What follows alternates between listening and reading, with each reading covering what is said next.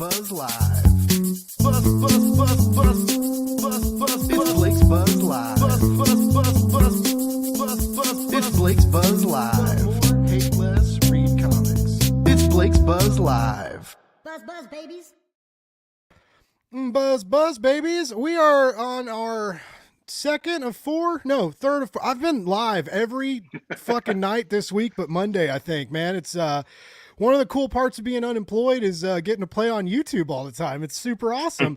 I am here tonight with some really talented creatives that I'm so excited to introduce you guys to their comics. Eric Palicki, I know a lot of people may know him. He's been on the show, but he's, pretty fucking famous other than being on my show. He's been around the block a time or two. New to me is Mr. Evan Carothers, who's got this really dope Woven Press that I'm excited to talk about. And these guys are here tonight to talk about their Kickstarter comic called TOXX. And I'm just going to come right out and say it, gentlemen. You got a badass fucking comic book on your hands. Like I'm digging the art. I'm digging the Mad Max weirdness. I'm digging the mutants. I'm digging the pregnant mom in the wasteland. Like, oh man, I love, I'm not one of those men that is scared of a female with agency, right? Like I love strong female characters, and I love when they're written well. I love when they're like, fuck a man, I can do what a man does and I can do it better. I am cool with that. And I see that in Claire, and you guys have a really great character, but I now realize I've totally got way too excited and jumped ahead. I forgot to ask how you guys were doing tonight. How are you guys doing? I'm great. Nice. I'm doing great. I don't think you can call me famous when you have Ed Brisson on the show earlier this week. So I'm hardly the biggest get for Blake's Buzz, but I appreciate it nonetheless. Hey, you've got some cool jams, man. Like I reread Manicore to just because I figured it'd be good to talk about previous Kickstarter successes when you guys have a new Kickstarter going live right now. But the last time we talked, like Atlantis Wasn't Built for Tourists is one of the coolest vampire books I've read. And there's a lot of vampire comics out there, Eric, and I still think that stands out. And I lucked out with Ed. I got Declan Shelby, and then I guilted Ed into the show by saying I was like, dude, it should be like Aliens and Predator, but on Blake's Buzz. Like he was writing Aliens, you're writing Predator. He was like, I guess. I don't know. That sounds like Ed. I guess. He just kept like, he was like, man, it's early. I'm sorry. And I was like, you picked the time, but okay. I was like, and I also said his name wrong during the intro, but I luck with the power of editing, I cut that out and made me not look like I called him Bryson. I was like, oh yeah, I did my intros all stoked. I was like, buzz, I got Ed Bryson's in the house, and he didn't say anything. And then later someone pointed out to me, or he said it himself. He was like, he said his full name, and I was like, oh shit, oops. And then someone pointed out to me on Twitter. They were like, yeah, in his Twitter bio it says Brisson sounds like kissing. And I was like, well, wish I would have saw that first, but I didn't. So now I know to always read the Twitter bio. I guess is what we should do. Learn from my mistakes, ladies and gentlemen, which is funny because I was on a podcast. I just recorded a podcast, Writer's Block, with Rylan Grant and David Avalone earlier. And I was talking about how irritating it was when like Kickstarter people hit me up and like this one dude called me Shane. Like my podcast is called Blake's Buzz, and you emailed me and you were like, hey Shane, would really love to come on your show. And then that's when I was like Shane Says. I changed my Twitter name to Shane Says for a week and pissed off a bunch of people. They said I treated indie comic pros like shit. So, sorry all those indie comic book people that I treat terribly now that I get big two people on the show.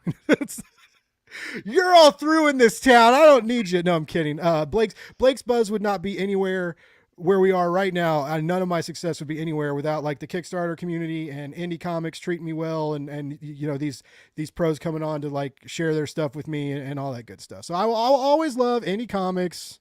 I always love indie comic creators. But, you don't tell Ed Brisson no. If he's like, it's like, it's just like, well, You do it. You come on my show. We got some people in chat. Hey. We got Not Near Mint. Oh, I got another YouTube subscriber. There we go. Look at that. See, you say you guys aren't famous, but as soon as you're on my show, people are subscribing, right? So like already my metrics are escalating. Got Geek Collective in the house. Yeah, we've got some superstars. Ed Who. Stop name dropping and tell me about TOXX. We'll get there. We got a minute. And actually, I did already to say how much I love TOXX before I asked these guys how their night was going. Anyway, Evan, you are are you outside? You look like you're in like a real comfy patio situation going on. It's a 3-season porch, and my wife is currently putting my son to bed inside, and it's like 100 degrees out here, so I'm prepare to watch me sweat as I continue to drink this cocktail. I was like, man, you look really comfortable, but I guess the 100 degrees is that's a lot. I am wearing pants, so I guess I'm not as comfortable as I could be. But pants are always optional. All right, the camera we don't ever pan down. I don't do full body shots or 360s. Don't judge me. I found Mike's hard lemonade. This shit is disgusting. I found it in my fridge and I'm drinking it, and it's. I wasn't gonna say anything when I saw you bring it in, but I thought about it. No, it's I feel dirty. I'm out of whiskey. I can't because I drank all my I drank a bottle of Maker's Mark Tuesday night and made my co-host mad. Because I told some stories about partying in the old bar days, and he literally like ended the stream. He was just like, "All right, everybody, bye." And I was like, "Oh shit, sorry." I feel your pain. I was I found an airplane bottle of Buffalo Trace, and that's the end of my whiskey right now. So that is, you know what though? That's a lucky little bottle. I love Buffalo Trace. I really do. I do the Mitch Gerard's old fashioned with it. I really like it. And I also drink it. I drink it on the raw. I drink it with like one big square ice cube, right? Like I can't just do the warm straight as whiskey. You should. I'm a little baby. But you know what's weird is in Kansas City, we can find it sometimes, and then sometimes you can't. It's like they decide whether or not to like have it in stores or not. And all I want to do is try Eagle Rare. They're like upper tier whiskey, and like I've never seen it in the Midwest. So it's just, life's hard, guys. My go-to from the Buffalo Trace Distillery is Weller. And I don't know if you guys know the story of Weller, and I know Evan working with the mixology noir books. I know that you're you know your way around a liquor cabinet. I love Weller. I've loved Weller, but a couple of years ago, somebody discovered that the mash bill for Weller is identical to the mash bill for Pappy. Really? They're not distilled for the same amount of time or in the same part of the distillery, but otherwise they're virtually identical. What that has done has caused Weller to shoot up in price and virtually disappear off the shelves. So what used to be a $25 bottle of whiskey is now a $50 or $60 bottle of whiskey when you can find it. Oh, that's lame. So here's a pro tip for you guys. If you want to get good bourbons like that, for some reason it always gets relegated like in the Midwest and stuff, and it's hard to find. But if you can order it online from any liquor or wine store in California, and they always have Buffalo Trace in stock. They always have Weller reasonably affordable, and they do like crazy shipping deals all the time. So I buy almost all my like decent bourbons from California now, and I just get shipped to my house. Shit I can't find in any of my own liquor stores. What? Yeah, do you have to go to like okay, so for a while I had a bunch of like really pushy Instagram alcohol dealers hit me up on Instagram.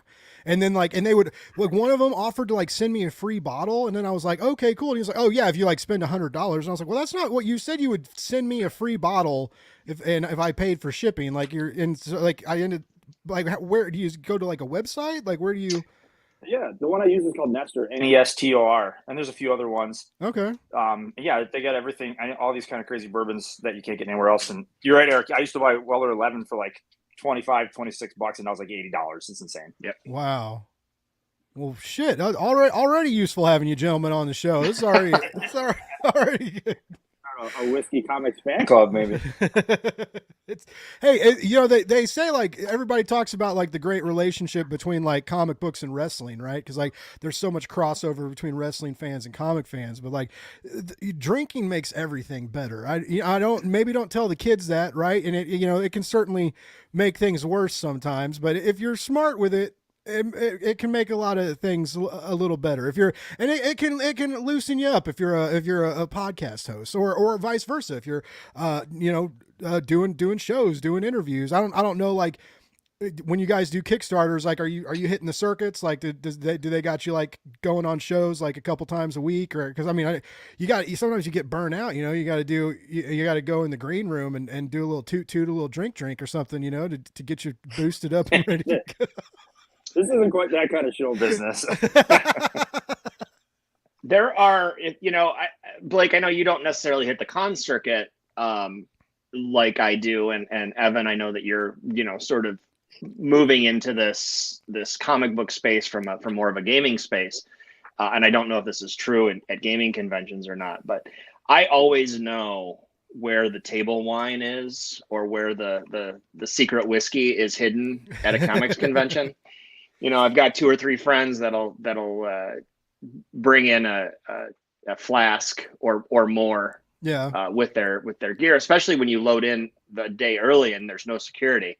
Yeah. You've got 2 or 3 bottles hidden under your table for the whole weekend. Yeah, it's a good way to make friends.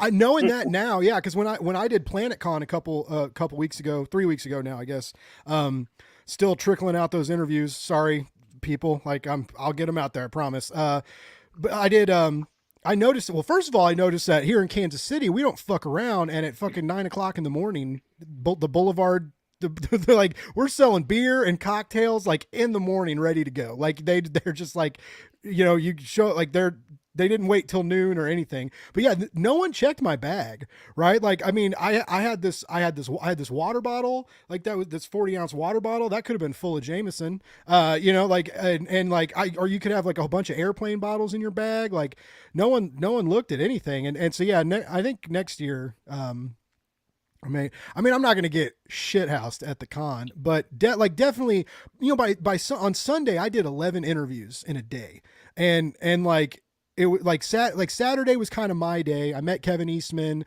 Everybody was really busy, so I didn't really get to do interviews on Saturday. Did a couple on Friday, but like Sunday was the day everybody was like, hey, it's the slower day. Keep an eye on our table. When the line's low or whatever, hop in, we'll do a quick interview. And so I'm basically all Sunday doing like figure 8s around the comic tables, like waiting for people not to have lines and to hop in and do these quick, like 10-15 minute interviews.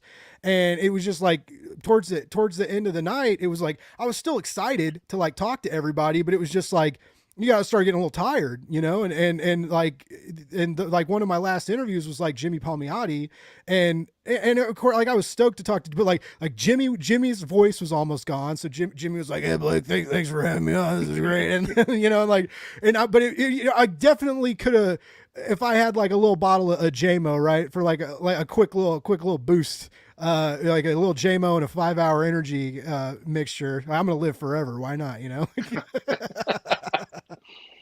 But yeah, it was con fatigue is so real. That's not something I loved every minute of it. I had so much fun. It was my first convention, and I got to go as press, and like got to go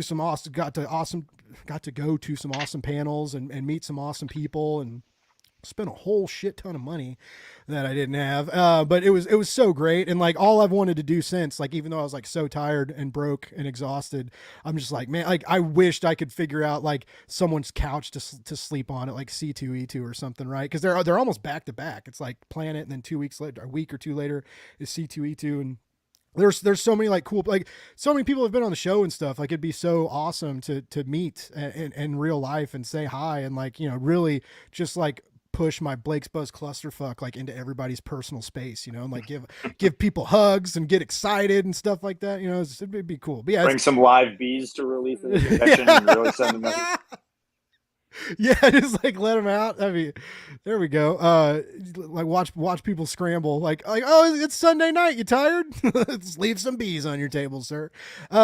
But yeah, it was so awesome, and it like was a whole new way to experience this weird comic book world that I've found myself like so mixed in these days, right? Like I was talking about this on Ryland Grant's podcast earlier about just how like it's been 2 years and I never thought, it still freaks me out when when like Ed Brisson agrees to deal with me, right? Or when you guys reach out to me and you say, hey, we got a new book and we want to come on your show. Like when I don't have to ask, I got a couple PR firms that like hit me up with clients that drop them off on my lap and have gotten me some like real cool guests. And it's just like, how things started a long time ago when it started as a blog. I didn't even want to do this shit. I didn't want to talk to you people. I just wanted to write comic book cool. reviews. I'm out then. See ya. But you know, it's funny for us anyway. Yeah, it's true. He's like I got other shows with bigger audiences.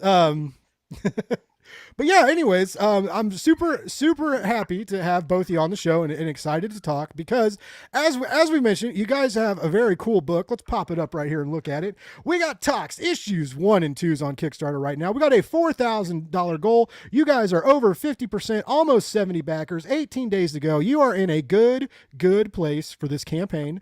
Most of when we got this much time left, when you get over 50%, pretty much hell's got to freeze over to keep you guys from getting goals. Sorry if I just jinxed your whole fucking world, but I haven't done that yet. So, but just notably right now, I want to point out that we have 69 backers. Yeah. Now I'd love for that number to increase, but right now it's nice. It's nice. It's not nice. It's nice. You gotta add the creep flair to it. I had that identical conversation with a coworker today about the number 69, and I was like, "You're talking about because of the Bryan Adams song, right?" And he was like, "What?" Man, I remember in like grade school, like learning about what that meant, and like you could get like some of like the baseball caps and stuff just had the number 69 on them. People's parents were like, what's 69? What's that about? And we were all like, oh, you dummies. And like everybody all the guys wanted clothes and hats that had 69 on them, and all the girls wanted like halter tops and tank tops that had the Playboy bunny on them. Cause we're all just little Catholic school sex fiends in grade school, just like wouldn't know where to put what, right? But we got to get this dirty clothing to make God mad or something. I don't remember, but yeah, that shit was all over, and I never did get one of those 69 hats, and I also never got. I always wanted the when Nookie came out I wanted that Fred Durst Yankees hat or Red Sox. It was the Red Sox hat, and I always wanted one of those, even though like I'm a diehard Royals fan. I was born the night they won the World Series in '85, but because of this music video, I wanted this stupid fucking hat. I'm kind of glad that didn't happen. I'm glad I didn't get that hat because that would have been dirty. I like to stay loyal to Kansas City sports teams. But anyways, remember I actually want to use this as the most awkward segue ever to say that in TOXX 2, I wrote my first ever sex scene. It's not pretty, but it is actually the first time I've ever written a sex scene into a comic script. Is it really? That's awesome. That's so okay. Cause I was like, I loved that sex scene. I also loved it. Okay. So like, let's talk like great structure and great pacing moments, right? Before that sex scene is when we were talking about mutations in these characters, and we know this character's on the way out, and we see the reverse mutation of like where he's at now with the spines popping out of his back and half of his face is basically gone, and he's abhuman to the max. And then I think it's a 4-panel. I think it's a 4-panel grid on that page. Yeah, I read your book, babies. That's right. I came to party. But the 4 panels and we see the reverse mutation, and when we get to the below page, it's his fucking O face. He's like, oh, and then like you turn the page and it's the best probably. I haven't seen tons of comic book sex scenes, but it's a really good comic book sex scene that also like showcases a lot of your world building, like pretty smart. No, I would be remiss to not say these books are not about sex, but this is Kickstarter, and anyone listening, there's sex in this book, so this should be a $20,000 campaign. There's sex. We're at 69 backers. I mean, put two and two together, folks. Like we're here to get slippery and get nasty tonight. That's what we're gonna do. So, especially Evan, because he's sitting outside. He's sweating and getting greasy for you guys. He's sacrificing for the viewers tonight to get you all this comic. All right, you got fund these guys. Let's get the final 1,700 just by the end of tonight's show. That'll happen. That's happened so many. That's not gonna happen, guys. I just got back from the Midwest. I was in Ohio for a few weeks while my dad was recuperating from knee replacement surgery. It's all is good. It's all great. Nice. And I am extremely thankful that I escaped the Midwest ahead of this heat wave.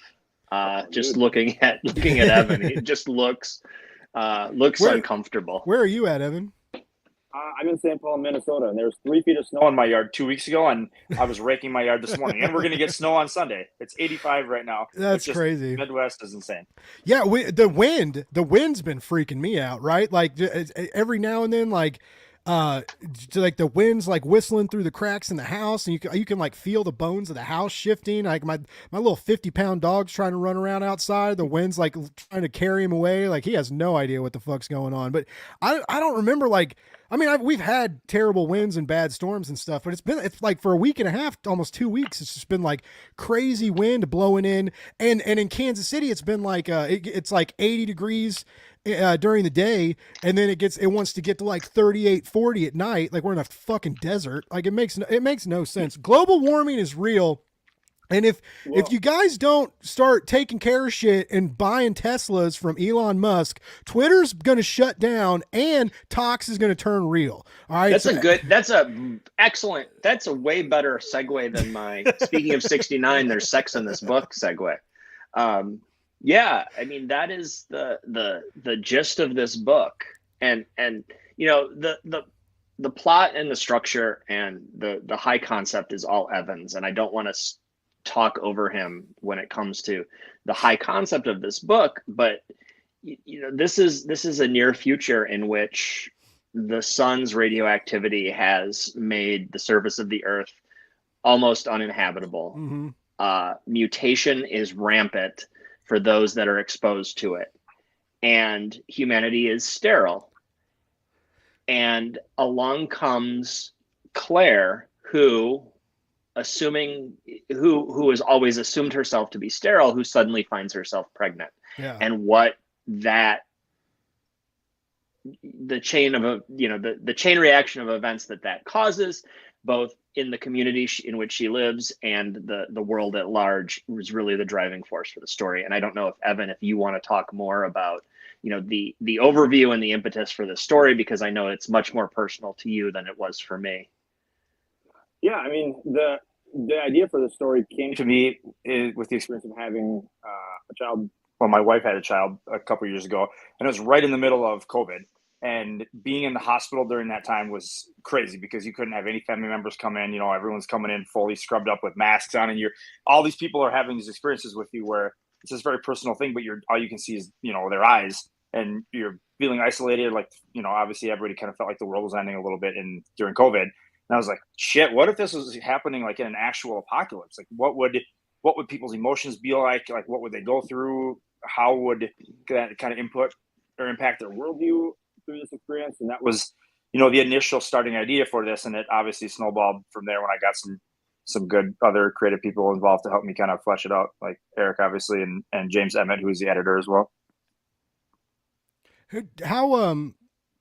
Who did the mutant designs and stuff? Like, did that come from you guys? Like, did you kind of like guide your artists in a certain direction or give them ideas? Cause here we're about to see one of them, like the animals, and there's like a scene with horses, and these gross deformed monsters are in this wasteland too, on top of the chaos that it's doing to the human beings that get, and this is going to happen to every human, by the way. Like everybody's on borrowed time. That's the whole deal about TOXX, right? Is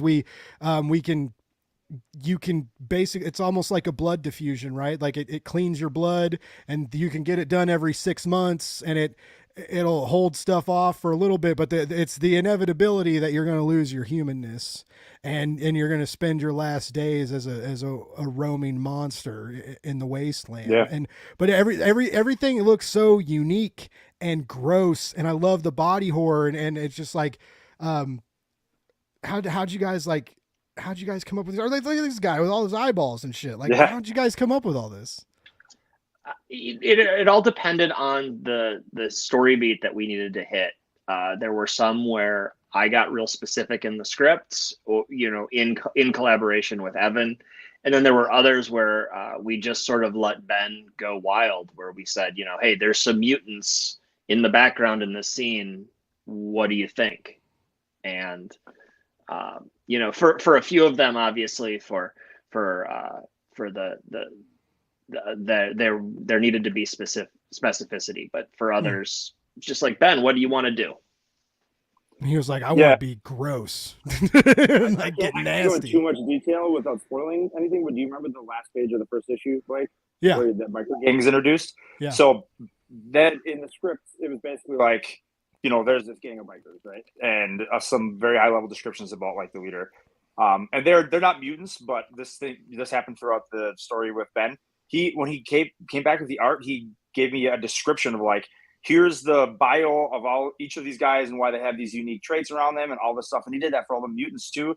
And Ben, I think, just had a really good time kind of ideating on this.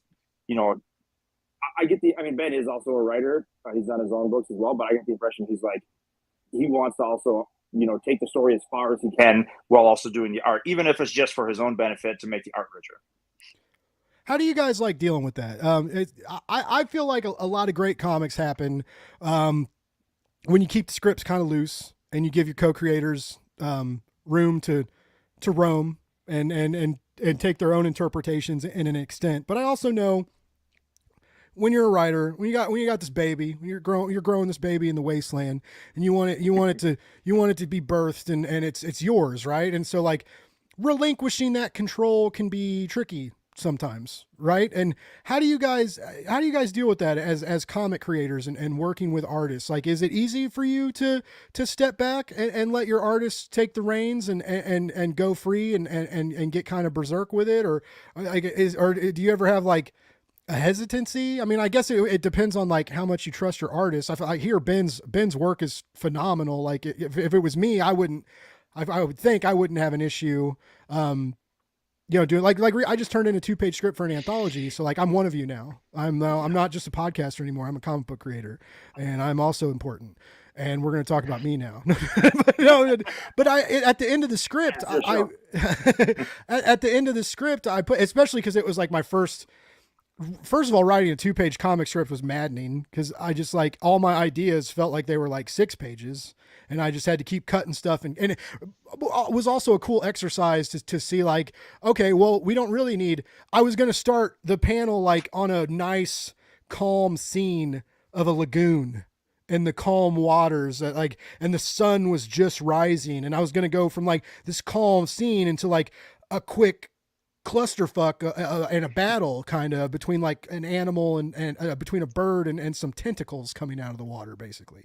And then and one of the first things to go was I was like I realized I didn't have a lot of time, right? So I was like, that first panel, we don't need the calmness. We're gonna start right in the craziness, like and like just start there, hit the ground running. Anyway, but at the end of the script, I wrote like, if the artist or the anthology curator, I was like, I'm open to feedback. I'm open to like, if the artist thinks a different viewpoint would work better or a different panel layout may work better, I was like, please feel free to, like, let me know too. But like, you guys have done this before and I'm like new. And so I was real quick to just let everybody know, like, I was like, I'll just lay here. You can step over me if you need to. But I can also see how it could be the other way around, right? Like if you're real passionate about a story, you're real passionate about a character and obviously like when you guys lay this stuff out, certain things have to happen. Certain plot beats have to happen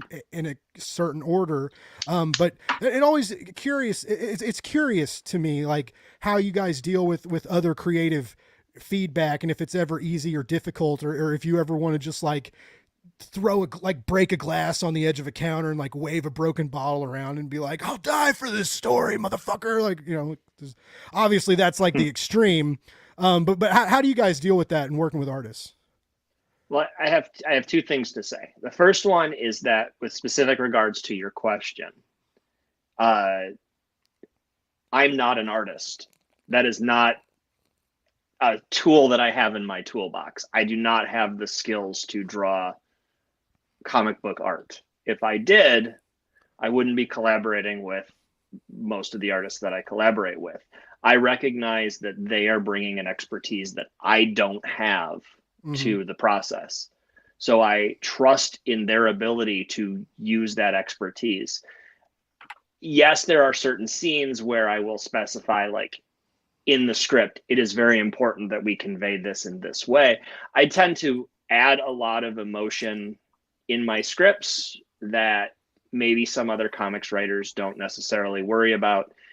You know, what is the character thinking? What is the expression on their face? What is the expression on their face meant to convey?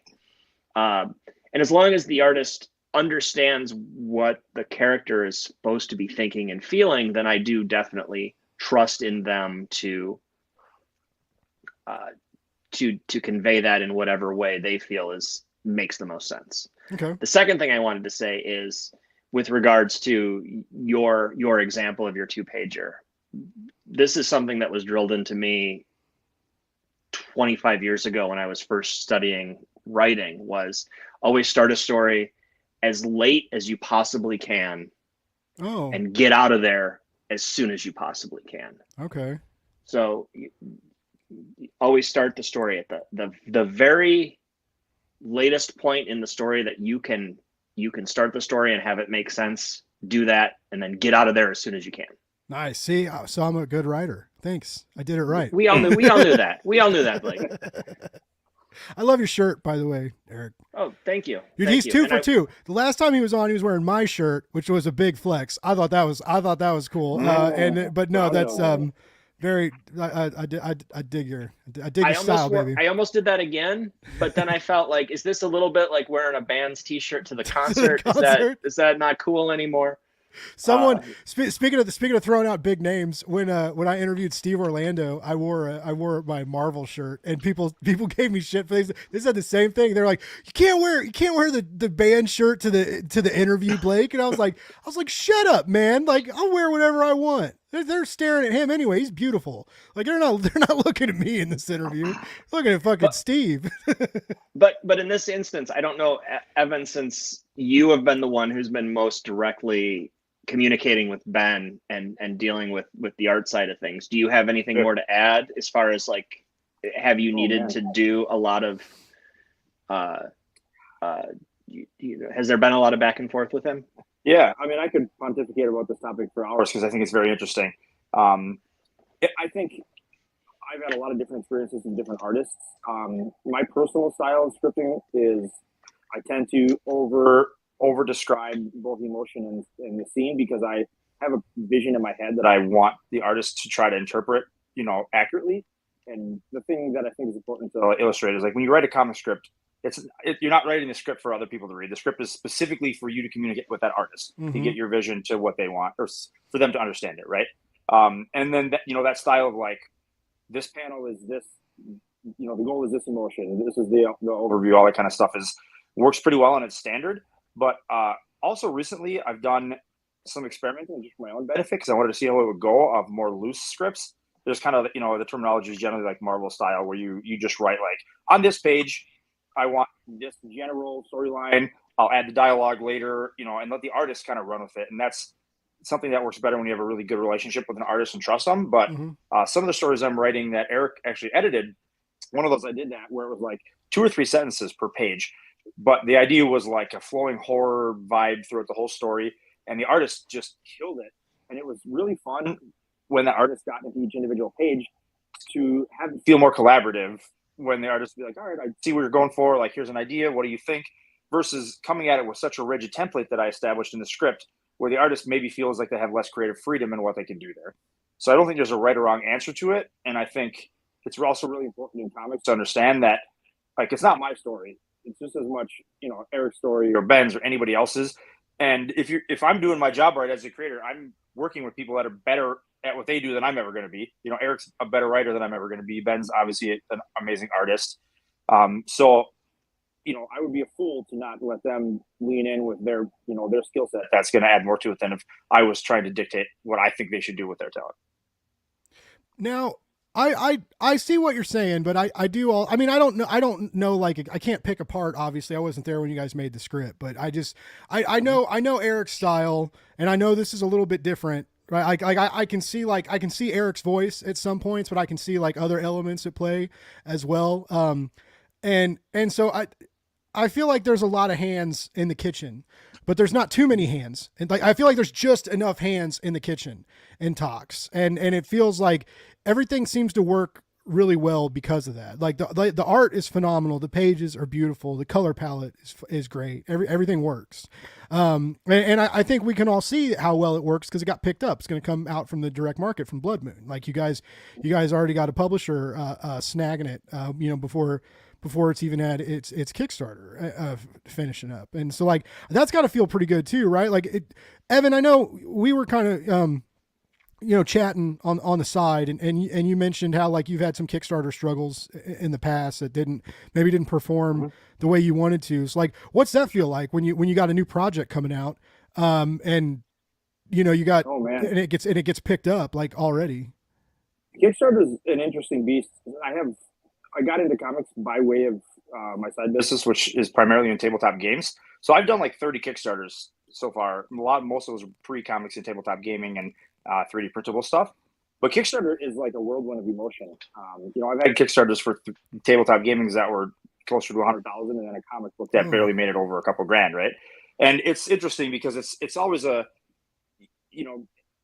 good plan goes to shit when you hit the battlefield, right? And whether you think you got a huge audience ready to go, for me, for example, I had my first comic series was a sci-fi series, and I was in the around the $5,000 or $6,000 range per campaign with like 300 backers or so. And then my next book was Mixology Noir, which was a double feature horror book. Oh, nice, Eric. And I made some faulty assumptions that people that read sci-fi might want to read this horror because I'm doing it. Well, that's not always the case, right? So Kickstarter is a beast right now. I mean, there's a lot of talk on the internet about reasons why, people aren't doing as good as they used to do on Kickstarter. Obviously, there's a lot of noise on there. It's becoming, more common to self-publish. There's all kinds of economic and market conditions. I'm unemployed, which is fucking everybody up because I can't back everybody's campaigns anymore. So I think my goal with this Kickstarter was when I talked to Blood Moon, I was like, they're interested in the book. I straight up said, I'm like, look, I'm going to need to I want to be able to kickstart this because to finance a book in the direct market and make any profit right now is very difficult. I think anyone that's ever done it can speak to that. But they, like many publishers, realize that the people that are buying books on Kickstarter, there's obviously overlap with those people that are buying them in their local comic shop, but they're still very much disjointed separate markets. There's a lot of people that buy, that have a pull list that have never logged on to Kickstarter once in their life. Mm-hmm. So that's a smart move for a publisher to be able to, let a creator do the Kickstarter run and then bring it to the direct market. And obviously you have to have some thought in terms of separate styles of marketing, different audiences to reach, make sure you can maximize your reach on both sides of that. But I think you're going to see a lot of that happen going forward from all publishers. Do you think part of that's the kind of tumultuous landscape we're dealing with right now in indie comics and the kind of unknowns and the rumor mills going on, like people, basically it's if everybody's coming out saying like there's going to be publishers that are going to shut their doors. This is an unsustainable market. And like, it's like everybody's waiting around for a dream investor that more than likely isn't going to come. And I see a lot of people taking their projects to Kickstarter because of that, to kind of circumvent that drama and that, to like get a publishing deal and then have your rights held up and when like they can't afford to print it, they can't afford to release it, and now Kickstarter is the oversaturation in Kickstarter has been a problem. Like it's a double-edged sword, right? It's a blessing and a curse. Like there's a comic for everybody, that anything you could want you can find on Kickstarter. Unfortunately, because of that also means that there are a lot of campaigns.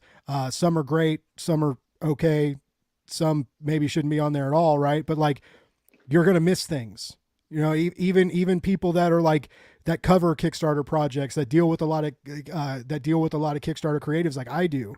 Like you can't find everything. You're like things will slip through the cracks, and so unfortunately now we've got this platform. We've actually got several platforms now, right? Crowdfunder, Zoop, and so we've got all the means for like anybody to tell the story they want if they can, you know, pay an artist and raise the money. But unfortunately, that also means that like anybody thinks they can do that right now, and there are thousands of campaigns going out there, and so like you guys have a great product, okay? So I don't want to like disenchant you, but what's your market strategy for this? Like, what are you guys doing to try and stay ahead of the fucking tidal wave of titles so on the platform? You know, a few things to think about is Evan did bring up a point earlier about how your audience for a sci-fi book and your audience for a horror book might not necessarily have a lot of overlap, but you did a horror book and then you did a sci-fi book, then a horror book, and now you're doing a sci-fi horror book. So hopefully we can see some overlap there. I also have a number of successful Kickstarter campaigns, and in the coming days, I will start alerting my backers to the Orphans Kickstarter and the Manticore Kickstarter that they need to check out TOXX. One of the other unfortunate things that's happened is that, and I am seeing this personally, people that I'm close to, people that I like who could text me or call me and tell me about their Kickstarter, I'm only finding out about it in the last 24 hours because we're all relying too much on Twitter as our number one marketing platform. And the algorithm keeps shifting and people are getting shuffled to the bottom. People are disappearing. I'm just not hearing about it the way that I used to and historically have heard about new Kickstarters. And I was definitely at fault when I ran the Manticore Kickstarter. And then even before that, when I was part of the Wave Blue World Kickstarter for the second Deadbeats volume, is that Twitter just isn't behaving as it has historically. So we're losing that tool to market our book. Yep. It's a bummer. It really is. And because I rely on Twitter for everything. That's where my main audience is, right? I've got 5,100 followers, and now, and unfortunately the Kickstarter following for a while or Twitter following, it hasn't equated to like, you know, there's not 5,000 people watching this live stream right now. I'm sorry to disappoint both of you. I know that's what you expected. You promised me 5,000. But you know, it like you said, it's weird. Like tweets get buried, or no one ever sees them, or your friends are tweeting things and you're not seeing that, but you're seeing shit from people you don't even follow. Like it's a mess, and it's such a bummer. And then now I do know, like, and both of you, that you've been on the platform before, you know, so like you said, you can send those messages to the emails of your previously backed campaigns and remind them that you got a new one. Evan, how does that change with you when you've got like a large portion of your audience that have supported like your gaming outlet? For like, sure. Is there enough crossover to market to them and be like, hey, you bought this game for me, maybe you should try buying a comic book from me? Or do you get much, do you get much help with that? I would say absolutely, especially for my first sci-fi Kickstarter, because it was based on some of the ideas I had created for some of the tabletop gaming products I had before. And obviously, when you look at like Nerddom, there's certainly a Venn diagram overlap between comic books and tabletop games a little bit, but it's not as much as you might think. Okay. But kind of go back to one of your previous points, which I think is relevant. You were talking about how, you know, anybody that has willingness now can kind of, you know, work with an artist or create a comic book, get on Kickstarter, crowdfunder, Zoop, whatever, and get something out there.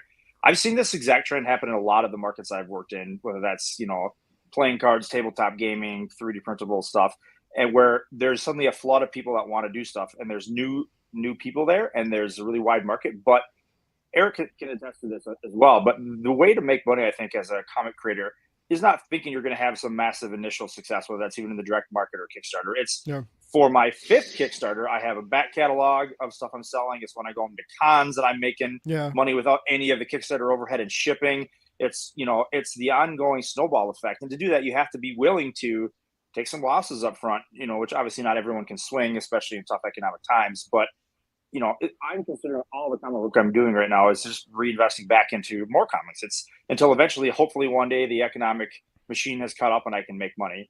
And the same thing that I see in those other markets that's happening to me right now is like when you hit an economic downturn like we're in, and there's layoffs. Like my own company that I work for, Indeed, just laid off 15% of our staff like 2 weeks ago. There's all kinds of that stuff in the market. I'm still employed, thankfully, but the first things to go is discretionary spend, right?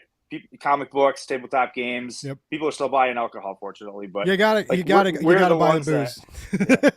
We're the ones that see those downturns first.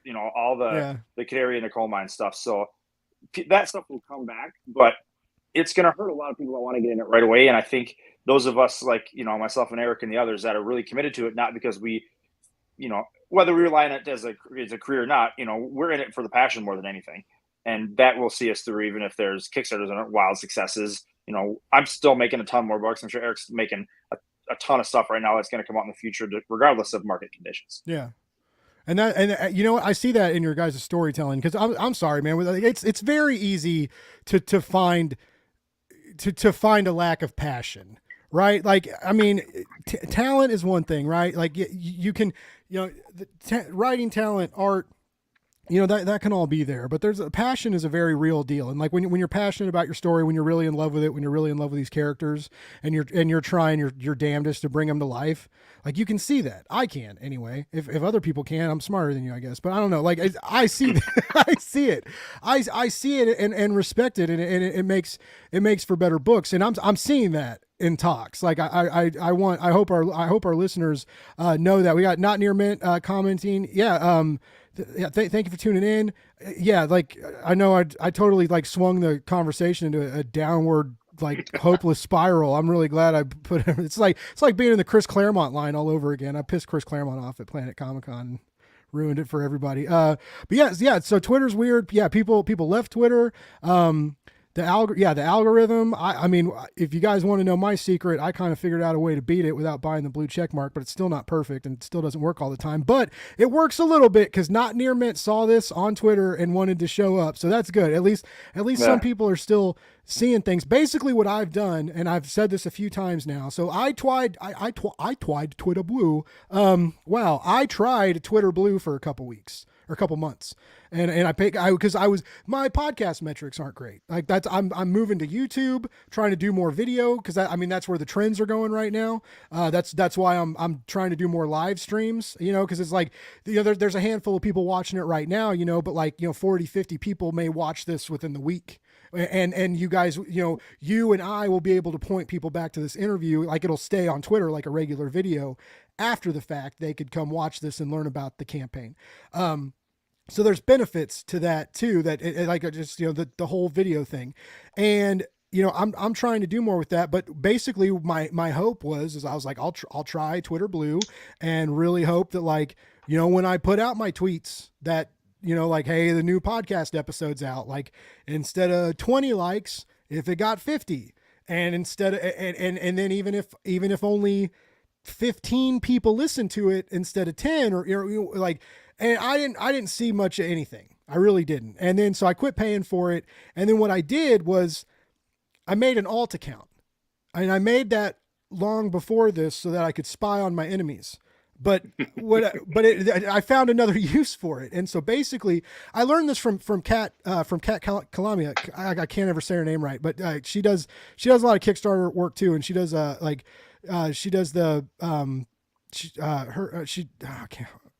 She does the anthologies, like they did the bi anthology, the hair anthology. Yeah, I know what you're talking about. And she came out a long time ago and told everybody to like your own tweets. As soon as you tweet something, like it yourself. So I took that a step further. I tweet something and then I like it. Then I hop on my alt and I like it and I retweet it. Now, if there's a link, if I'm trying to post a link to a review or like a link to the show, my alt posts that link in a comment. So it looks like engagement. It looks like other accounts are commenting. And so Twitter may bury it in a different way, but not traditionally. And so basically anytime I tweet something that I really want people to see, I can show instant engagement. And then I have enough followers that to get a couple more likes after that. And then it really does start to spread around. And I had way more luck doing that than using Twitter Blue. Now, there is a cheese dick mentality there, right? Where you're like liking your own tweet twice and you're like hyping your own shit. And it does feel lame and it does feel excessive, but what's the price for exposure, right? Like, I mean, Well, So, not to pee in your cereal, Blake, but recently in the last week or so, Twitter open sourced their algorithmic source Yeah. code, and Yeah. I'm a software engineer by trade, and I read some articles on it and went and looked at it, and I can tell you it's interesting what actually influences how a tweet can get visibility. The biggest metric is actually likes and shares. Okay. Comments matter less than likes and shares, and posting a link in the tweet itself. Everyone already kind of anecdotally knew this, but there's an actual algorithmic downturn for putting a link in the tweet. So when the comment, you obviously always want to do the tweet as a follow-up comment to your own tweet. And Twitter Blue membership actually almost 2x'd your chances to get put in any stream across all of Twitter.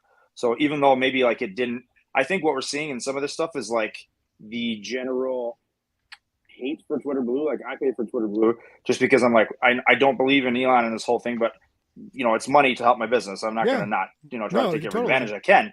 Right. But I think there's a lot of people, especially in the comics community, that are like, fuck that blue check mark. I'm not going to follow or engage with this tweet with the blue check mark on it. So it's interesting. You should do some research on this and Google, like people have compiled lists of the actual data and behind what actually affects tweets now from the known algorithm. And it's much of what people thought is correct, but much of the assumptions people had is also not totally correct. Yeah, it's weird, man. And I also see a lot of people talking shit on Twitter Blue, but a lot of those people have massive audiences, right? Like one of them was, I think, I love Andy Diggle, and I got to interview him and he was awesome, but he was one that kept a lot of them kept pointing out, they're like, I still have my blue check mark. Why is my blue check mark here? I thought you were taking it away. And it's like, yeah, and I get, but these guys have massive followings, right? And they're like, oh, you're a big two creative. And you've written some huge books and, oh, you just did a Kickstarter with Boom and raised $1.4 million, which is amazing and exciting. But that your idea of getting your voice out on Twitter is a lot different than guys like us trying to get our content seen and not just and begging to get our content seen, right? We're all trying to make something here, right? I'm trying to make a brand. You guys are trying to make your dreams. We're all trying to make our dreams come true, right? You want to make games and you want to tell stories. Eric wants to tell stories and you guys are doing it, but it's like the world is pushing against you, and it's a bummer. And this is a question that even I have that I don't have an answer to. If not Twitter, what do we use? Hive started out as a decent thing, but I went from thousands of followers to a handful of 100 on Hive, and I had to be on Hive those first 2 weeks, dude. I was unhealthily on social media trying to build a new audience. And it's exhausting. And then when you keep adding these elements to it, right? You're like, okay, all right. So I got to edit this podcast. I got to record this new interview. I got to get a new draft out. I got to get notes back to my artist. I got to get notes back to my letterer. All right. I got to edit this. I got this other book I'm working, shit that you guys are dealing with. Right. Oh, and then on top of that, everything you guys want to put out there, I got to do Facebook. I got to do Instagram. I got to do Mastodon. I got to do Hive. I got to when does it stop? And does it actually help? Does that extra effort of trying to be present on all these different platforms, you know, I don't know if it helps or not, because I'm with you guys, man. Twitter, like Twitter was home, Twitter was baby, Twitter was easy, right? You know, Twitter was, So, I knew how to make it work, and I knew what breakfast it liked in the morning, right? It was cool, it was easy to figure out, and now it's all this new information, all this new algorithm shit, and like, I don't know, like, what do you guys think? I am slowly migrating from Twitter over to Instagram, which is a thing that makes more sense anyway. It's Yeah. visually based, Yeah. which is what comics is. And as far as all of the new things, I'm going to wait, and I'm not going to just bandwagon jump on whether it's Mastodon or Spoutable or Hive or Post or whatever the next thing is going to be. You know, now because now Substack just released Substack their notes, which is basically It's a awesome. Twitter clone. It's awesome. You know, I'm gonna wait and feel it out, and not just because I was just like you with Hive. I had, you know, 2,000 followers in the first couple of days, and now it's a ghost town over there. Yep. So I'll wait and see. You know, Twitter will continue to be what I use for, you know, talking shit about nothing, and posting those hot takes when I can, until which point is it's completely unusable. But, you know, just using what's already in existence, Instagram and Facebook for now. You know, I do want to kind of move the conversation back to the story that Evan is telling here with my help and with Ben's help. Because something you mentioned at the top of the show is that, you know, you can see my voice in the book, but it's not necessarily a story you would expect from me. And for me, that was absolutely something that that was part of the appeal of taking on this project. You know, it was flattering to be asked by Evan and James Emmett, who approached me together and said, "Hey, was this something you might be interested in?"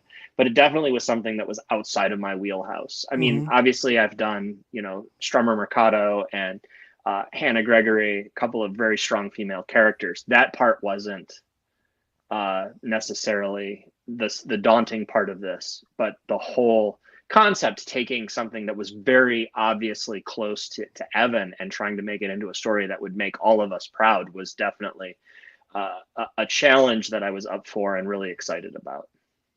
What did prompt you, Evan, to reach out for a co-writer? Like what was the process there to expand your collaborator?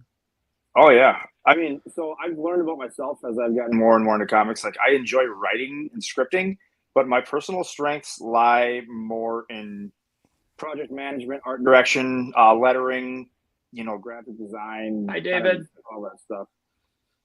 Yo. And I wanted to make sure that if I was going to write a book or do a book like this with the scope and the impact personally to me that I wanted to get the best people on the project to help me and make it better than I could on my own. I mean, I've always been a firm believer that I'm not the smartest person in the room. I'm making a mistake. So, you know, it's really interesting, like, how the whole process has worked. You know, when you talked about how the sausage is made in terms of, like, everyone coming together initially to flush out the outline based on my initial ideas. And then, you know, Eric kind of doing putting pen to paper, and then all of us kind of doing the edits. And then when it goes to art, and then the changes, the dialogue goes through when it gets to lettering a little bit. It's really just the creative process is more rewarding to me than bringing anything to market. Like, I know this makes no sense from a business standpoint, but I wish I didn't have to sell comics. I wish I could just make comics. And that's, you know, Same.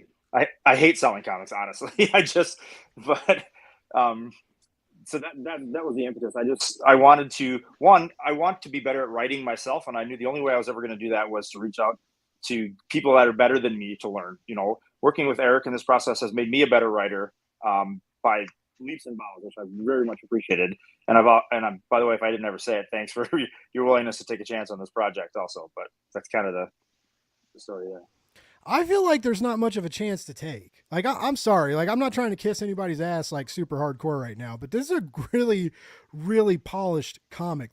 There are a lot of comics on Kickstarter that just don't even look like this. Okay. The art is fucking beautiful. You guys, and you have great direct market variants and and Kickstarter variants. And I wanted to bring this up too.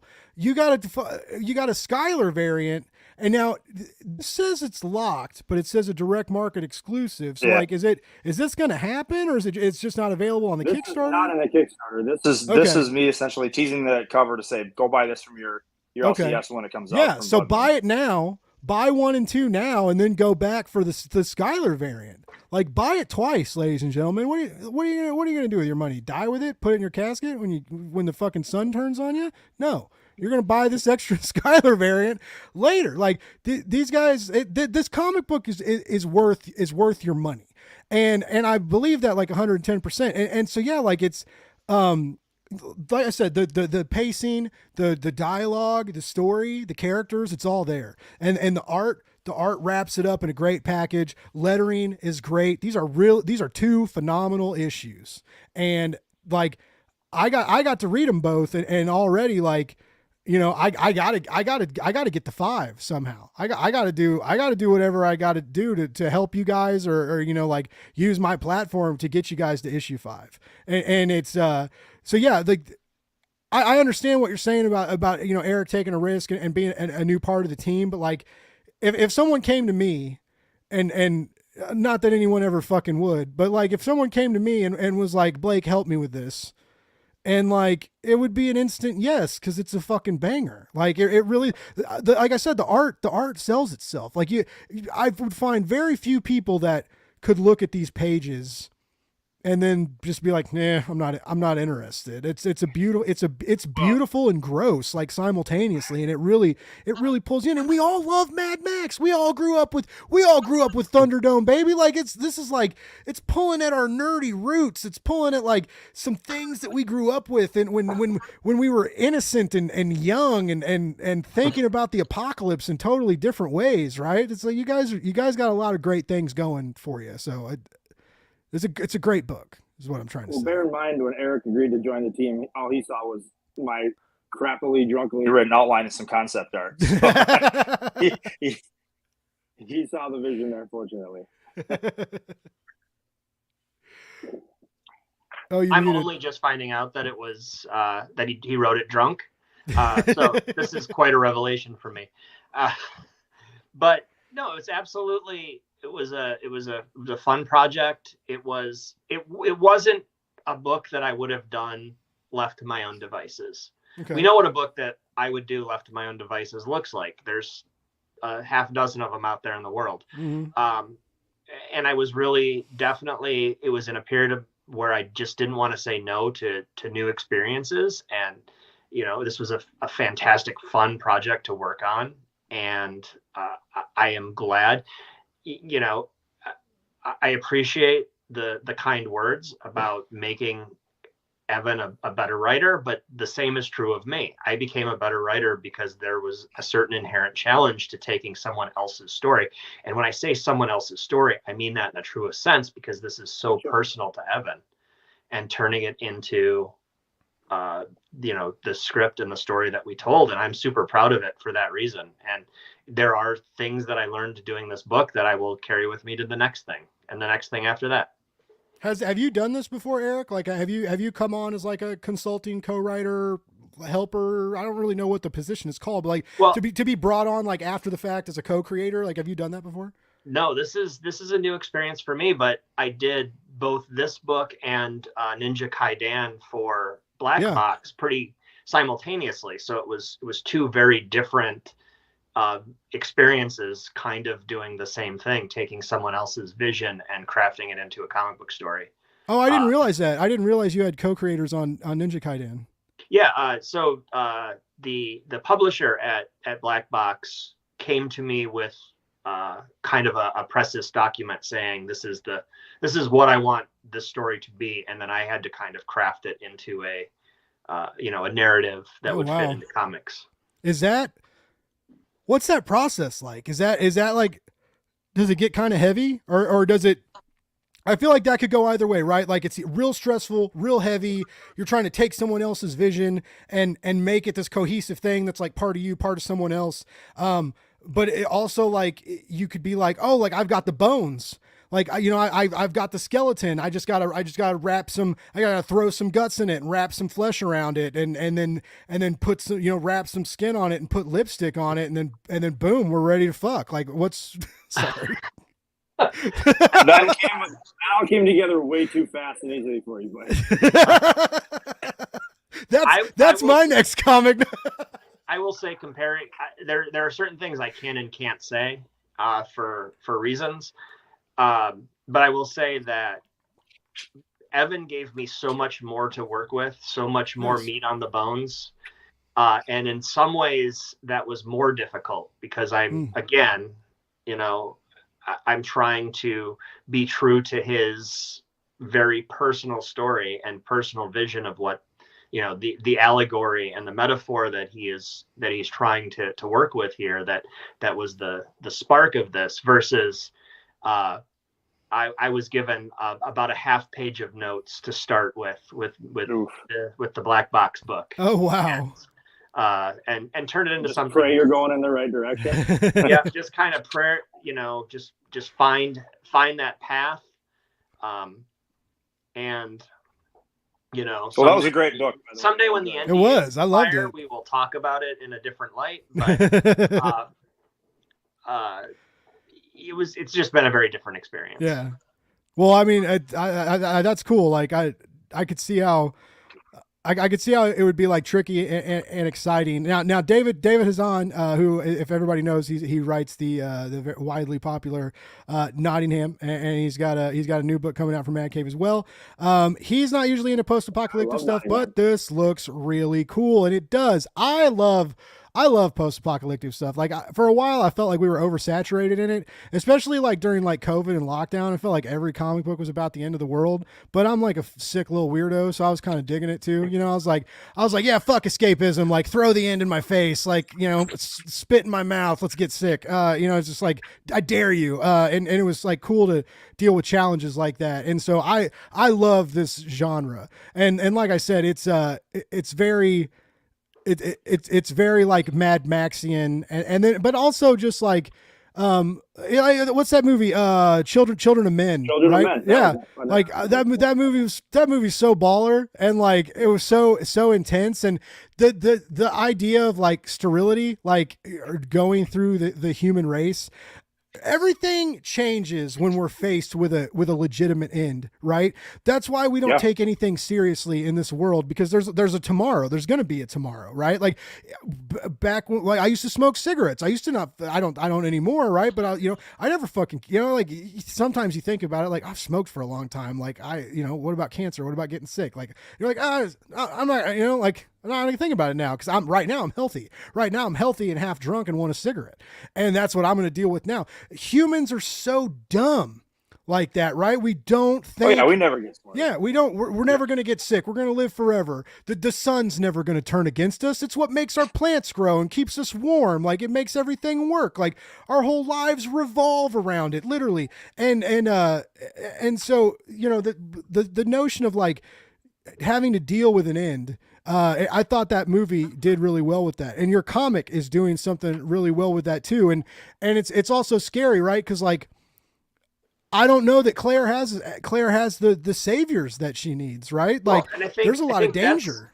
I think a lot about this, and I have been thinking a lot about this as, I just really recently wrapped up the final script for the series, and I was kind of thinking about Children of Men and how this story really differs in that story was all about Clive Owen's character. That movie was all about Clive Owen's character. And I think what's important with our story is we give her agency here. Yeah. Claire is a character with agency, and Claire is a character who is, regardless of the importance that she presents to the human race, it's her story, and she is the one who is making the decisions. And while she does have, as you'll see in the first issue, she does have quite a cool support system in Brody and Hux, and some other characters that we kind of see her on the periphery. This is her story, and this isn't Clive Owen's story masquerading as as someone, as a mother's story. This is Claire's story. And I think that's what's really important. And it's much like, I'm blanking on the character's name from Fury Road. Charlize. Charlize Theron's character. You know, she is a character with agency. The Mad Max is in the title, but Mad Max spends 78% of that story chained up to a Furiosa blood bank. Yeah, Furiosa. Thank you. You know, I think it's interesting too. Like you mentioned that, you know, post-apocalyptic. Like I wanted to do a post-apoc story because I thought the vibe of the world and kind of the undertones of how people would, you know, feel in that situation would lend itself well to the story. But this could have been a sci-fi story, a fantasy story. Like the meat of the story could have existed in any genre. And I think one of the things that I thought about a lot in the process of having my own child was that, like, it's interesting that having a kid is like the thing that, you know, humans are biologically designed to do, right? Like having a kid isn't special unto itself. You know, most people can have children, but the experience of doing it yourself and like going through that process, and it makes it feel like the most crazy special thing in the world. And I think this story absolutely captures that and the experience that Claire has, right? I mean, obviously, as Eric mentioned, like it has implications to the rest of the entire species in this situation, but at the end of the day, it doesn't matter. It's a woman, you know, going through this very personal experience the same way many people do, and under just circumstances that really allow you to kind of explore the range of emotions, right? Like this, like I said, it doesn't have to be post-apocalyptic. This story is about humanity and about what it means to be human, and, you know, how different things make you think differently and what people mean to you. And, you know, that's kind of everything in a nutshell. Now this story, what I've read so far, and there's 3 more issues to go, right? So there's the climax and the ending resolve, and like things are going to change, right? But at this time, like it feels a little hopeless, a little scary, a little intense, right? Now, as Eric's mentioned a few times that Evan, this is a real close story to you, and you just having a kid and stuff, and like how you're thinking differently as like a man, a father, and a comic book writer, right? Like, do you have hope for humanity? Is that like, is there light? Is there light? Don't spoil anything for anybody, obviously, but. It's interesting that you say that, because that's in that time when we had our kid in COVID, I was like, said to my wife, I'm like, fuck, are we making a mistake? Like, I feel like maybe democracy might collapse at any moment, and we don't know how, you know, it's going to happen with COVID. Like, are we fools to bring a child into this world? And I then told that to my dad at one point too. And he was like, fuck, we thought that in the 80s. And my dad thought that in the Cold War. Like, it's always a disaster. Humanity's always about to fall apart. It doesn't mean it should stop, you know? Yeah. All right. I like that. I like how, that's very interesting how, like, through the generations, there's always that fear of like, is now a good time or not? And very, very similar to what we were talking about with the indie comics environment and with Kickstarter right now. Is now a good time or is it not? And then, and it finally comes down to, you know, like, hey, we're all on borrowed time, right? And we only have so much time to deal with what we want to do and to try and be who we want to be and make what we want to make, whether that's a kid or a career or a comic book, right? Yeah. And man, I love that. I mentioned before, like the passion rings through in these 2 issues. It's very strong. My audience, like people that watch this, you all would be foolish not to back it. It's great. I love that it's coming out through the direct market too. I love that you guys got picked up. That sense of security, maybe alleviates some of that Kickstarter stress that I know. Well, a little bit, not a lot. It's still there, right? Like it's the Kickstarter jitters are always going to be like a part of this weird world we live in.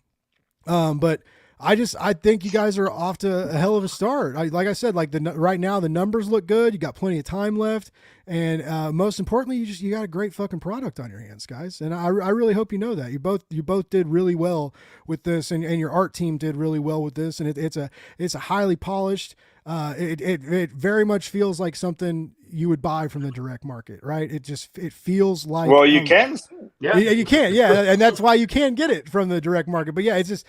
that's one of the problems with Kickstarter right now is there's a lot of hit and miss. There's a lot of corners get cut on art price, on lettering, especially lettering. Lettering's one of the big deals that people cut corners on, and I feel like no corners were cut in TOXX. Like you guys like put it all out there, and you're making the best damn comic you can make, and it shows in every single panel on every single page. And I want my audience to know that. Like I really hope I want people to show up for you in and out of the crowdfunding element. Like I want this book to happen. I want all 5 issues. I want to be able to read them. I want to see Claire's story to the end. I want to see what this little gremlin she pushes out happen. You know, I want to see it. I want to know.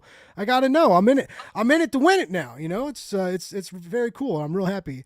I'm real happy for you guys. I'm happy you guys found each other. I'm glad Eric, you know, stepped out of his wheelhouse to hop on the title. Evan, I think it's real cool that something this close to you were like, maybe I could use a little bit of help. Maybe I could use some feedback or some, you know, another element of the collaborative effort. Right. And that takes a lot, that takes a lot to come to that decision too. Cause it's not cheap, right? You're paying, you got to pay for all this shit. Like everybody on this book's got to get, you know, nothing's free, unfortunately. Like, especially how famous Eric is. Like I can't imagine. You had how many loans did you have to take out to get him on this title? What you do is you have the kid.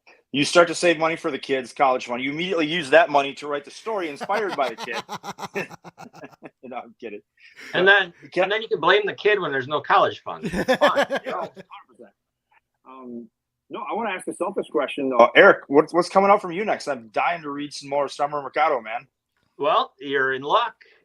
June 29th, I believe, the first issue of Blacksmith Volume 2, The Keys to His Heart, is going to be out. It's going to be out in June. It's going to be another 5-issue miniseries, once again illustrated by Wendell. Nice. You got Liana on the cover still? Liana's going to be doing covers. Yeah. I've already seen the first 3. She's great. I got to actually see her in person at C2E2 this past weekend, which was great. Yeah, you know, I always say, and I've said this, and I think it's made its way around the press releases, is I did the first issue or first volume thinking that was going to be it. Yeah. And then Ahoy came back and said, let's do it again. And I had named the book not after Strummer, but after her client, Rainsford Black, which meant that, that means I have to have Rainsford in the second volume somehow to keep the title accurate.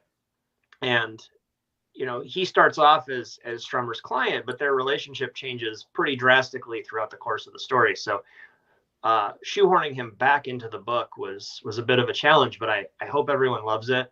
I am really thrilled. I think that I was really firing on all cylinders, really expressing my love of noir fiction. Yeah. In this one, kind of trying to keep the Ahoy sense of humor and sensibility, which is, you know, you're doing these dark as fuck stories, and also keeping them a little bit light and humorous is definitely a lot to juggle. Well, I mean, you did a great job the first time, so just keep doing that. Easy peasy, right? Right. you already did it. You already did it. Just do it again. You'll probably hate to hear this, Eric, but I never connected the dots that the title was tied to that character's name. I thought it was just more about like some deep lore from like the werewolf mythology or something that you were going to reveal later. It was in the very beginning of this book, when I was contemplating the story, it was actually Rainsford Black was kind of the center protagonist character, and the title was going to be Blacksmiths, and it was going to be kind of an Ocean's 11 type book where he has to assemble all of these mythological and supernatural creatures from folklore and various mythologies to stop an apocalypse, to stop not the apocalypse, but an apocalypse, because there's hundreds of religions in the world, hundreds of religions that have come and gone. And all of them kind of have left these sort of unexploded bombs as they existed and stopped existing. So just because nobody worships Odin anymore doesn't mean Ragnarok's not still going to happen. Oh. And I love that idea. Hey, now we got something to look forward to in real life. right. So that was kind of the original impetus for the story. And then I discovered that he makes he was a lot more interesting of a character as the foil for Strummer. Yeah. Than as the focus. Now that you can talk about it a little more freely, when did you know? When did they greenlight your second arc? Like, were there all the issues out yet, or like when did they? All of the issues were out. The trade hadn't come out. I believe it was in December of 21 when we signed the contracts to do the volume 2. Cool. Yeah, I'm so excited. And side, I don't know. I mean, I've obviously got a lot on your plate, but I really liked Manticore, and I loved the oversized hardcover and just the way it was put together, and just a real great story, and when that's going to be a trilogy, right? That was part 1 of 3. Hopefully, it will be part 1 of 5. Okay. I love the format. I love doing that sort of European sensibility, that style where it's more of a permanent object than just a throwaway comic book, but it's not also like an unwieldy, like you need an entire weekend to read this book. I would like to do the remaining 4 stories. I know what it looks like. It is just a matter of making time in my schedule. Trying to fit that in with everything else, plus a day job, plus everything else. But hopefully we can maybe launch that Kickstarter for volume 2 sometime at the tail end of this year. Exciting. Well, I'm glad you got stuff up your sleeve, man. Eric, I'm always excited to read new books you drop, and Evan, I'm a new fan of yours. Like, and I know you posted like an image on your social medias where you're doing some editing. You're working on the 2nd volume of Mixology, right? Oh, I have way too many projects happening in tandem right now. I have like 7 or 8 books I'm working on. I'm excited about all of them. That's awesome, man. I came back from Ohio to find my Kickstarter rewards for the first Mixology. The first 2 stories in my mailbox. I was really excited to dig into those. I've of course read them. We should hope. Yeah, you edited them. Yeah. But it's really nice to see them in the world in a physical sense. I hope people will check those out, especially when I don't want to get too far ahead of the game. I hope people first of all will check out the TOXX Kickstarter, but also keep an eye on Evans. He's selling himself short. I was, again, for the umpteenth time in the last hour and a half, super appreciative to be brought in on this project. I had a ton of fun. Evan's quite a writer and didn't really need me here, but all the same, I love doing it. So I hope that people will keep an eye out for the 2nd volume of Mixology stories. Yeah, I definitely got an eye out, and I told Evan too. Evan sent me a copy, and that is by far, I think, the most beautiful trade paperback I've ever seen in my life. Like the foil edging, the imprint, it's just a gorgeous book. Like, I mean, like if I walked by a con table, it'd be hard not to stop and look at it and like. That's the dream. We'll see if it works in practice. Well, guys, I've kept you for almost an hour and a half. I know everybody but me's got shit to do. I'm the one who's unemployed here, but that's fine. But it was such a great, Evan, it's been great getting to know you over the last few days and talking. Sure. And it was cool to talk to you. Like, sort of it, I almost said in person, sort of it, like sort of there's an audio visual mechanic to it.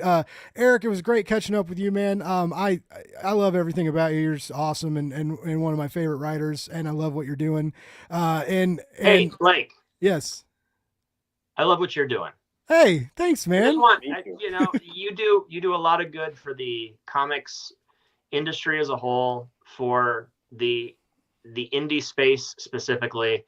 I hope that it needs to be said, but I hope it doesn't need to be said, rather. But you do a lot of good for us and for this medium, and I really appreciate it. And I think I speak for a big contingent of of comics when I say that. Thank you. I really do appreciate that. And I agree with the Geek Collective here. Like both of these guys are worth keeping an eye on.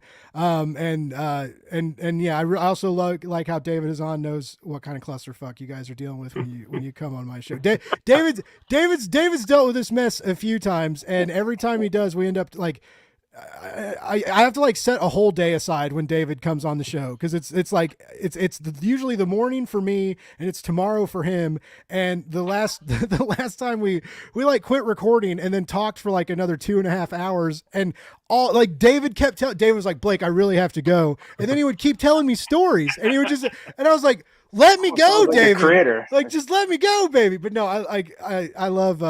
I'm very lucky. I'm so lucky. I get to talk to awesome creators and nerd out with people who end up feeling like friends. You know, by the end of this hour and a half, like it's just like I know I'm good at talking to people, but like I really luck out with the guests I get, and I've gotten so lucky with my platform and the show and the great books I get to read and talk about, and yes, you know, like I've gotten some cool guests, and but like I mentioned earlier, Blake's Buzz would not be here in any way, shape, or form without indie comics, without the Kickstarter warriors. You know, my heart's always going to be in the indies. But if Ed Brisson wants to come on the show again, I'm going to let him. I guess. Yeah. Hey, you know, Ed's done some really fantastic indie work too. So I know. Yeah. We'll allow it. If you listen to the episode, he talks about how he got his first Marvel gig by just randomly handing an editor a part of his crime comic that he didn't want to take home with him. It was such a serendipitous story that like just gives anybody hope for like be like the funny ways that the universe can extend a helping hand from time to time. Like sometimes it feels like it's crushing you, right? And it, like you're just this insignificant being that it like tossed into a black hole and forgot about. And then every now and then like all these little breadcrumbs fall into place, and you pick them up on the ground, and it turns into the best loaf of bread you've ever had in your life. Oh, that's not really how breadcrumbs work, but you guys get it. That's well, you know the saying, it's difficult to be, or it's easier to be in the right place at the right time when you're always in the place. That is very, very true. Now, guys, the polite host that I am, this is the part where I would like you to tell us where to keep track of you. Evan, I know you got the Wolven Press, and it's at Wolven Press. We can find you. Do you got like any kind of newsletter or website or anything else we can check out? Keep people following you? Wolven.press is the website. For my brand. It's a little outdated. I got to update some stuff, but I'm social media is the best way to keep track of me, or back to Kickstarter, and you'll get all my updates forever as a creator when I launch new stuff. Very cool. And Eric, what about you, bud? Like you said, you're still on Twitter. Where's the best place to keep track of you?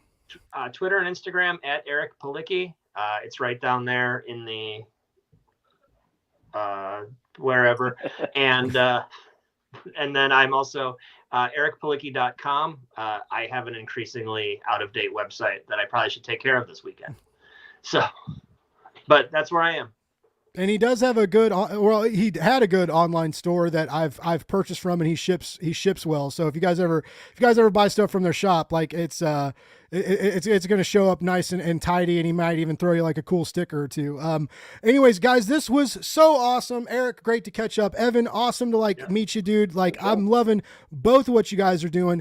Everybody who's watching this now, tomorrow, later, whenever, you got to get TOXX in your life. Okay. Issue 1 and 2 are on Kickstarter right now. It's got some cool variants. It's got some Kickstarter exclusive variants that aren't going to be in the direct market. Come on, nerds! You love variants. You love exclusivity. Like this is you little speculator weirdos out there. You're already drooling. You're already drooling at the fucking thought of this cover that no one's ever going to be able to get after the fact. You guys need to hop on this Kickstarter campaign. It's very, very cool. It's very fresh. It's got great characters. I can't say enough good things about the art. Like I said, every page is gorgeous. And you know what? Let's get it funded sooner than later. All right. Let's let these guys. Evan's got a fucking kid. He's already staying up late. His wife's got him sitting out in the heat. He can't even podcast in the house anymore, guys.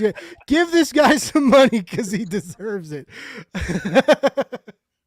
Well, guys, this was so fun. Everybody tuning in, like, thank you so much for our viewers. Thanks for tuning in. It's been a wild few days. Like, thanks for sticking with me. Got one more live stream tomorrow, and then I'm gonna take a fucking break. I'll tell you that much. But it's been a blast, and I wouldn't have it any other way. And unless you guys got anything else to say, I'm gonna play the music. Thanks, Blake. Thank you Thanks, both. Evan. Have a wonderful night, Yeah. guys.